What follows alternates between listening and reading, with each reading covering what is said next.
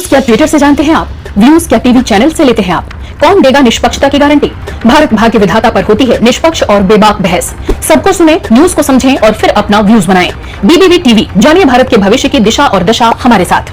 नमस्कार, एक बार फिर स्वागत है आपका हमारे चैनल बीबीवी न्यूज पर और मैं हूं आपके साथ ईशा गर्ग। चलिए रुक करते हैं देश और दुनिया की तमाम बड़ी खबरों का। विधानसभा चुनाव को लेकर बिहार की राजनीति में हलचल तेज हो गई है।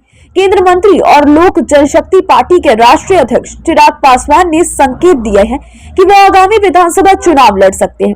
चिराग पासवान ने इस मुद्दे पर पहली बार खुलकर प्रतिक्रिया दी है और चुनाव लड़ने के पीछे की वजह का भी खुलासा किया है। वैशाली के महुआ में एक आपराधिक घटना के पीड़ित परिवार से मिलने पहुंचे चिराग पासवान से जब पत्रकारों ने विधानसभा चुनाव लड़ने की संभावना पर सवाल किया तो उन्होंने साफ कह दिया कि अगर पार्टी चाहेगी तो मैं जरूर लड़ूंगा। उन्होंने ये भी कहा कि ये कोई बहानेबाजी या दिखावा नहीं है, बल्कि पार्टी इस मुद्दे पर गंभीरता से विचार कर रही है।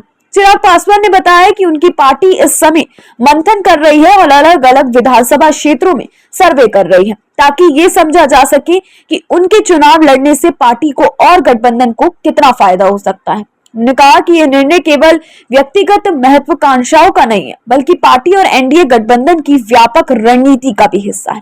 चिराग पासवान ने यह भी स्पष्ट किया कि विधानसभा चुनाव में उनकी भागीदारी से लोजपा को अधिक सीटें जीतने में मदद मिल सकती है। इससे न सिर्फ उनकी पार्टी का प्रदर्शन बेहतर होगा, बल्कि एनडीए गठबंधन की स्थिति भी मजबूत होगी।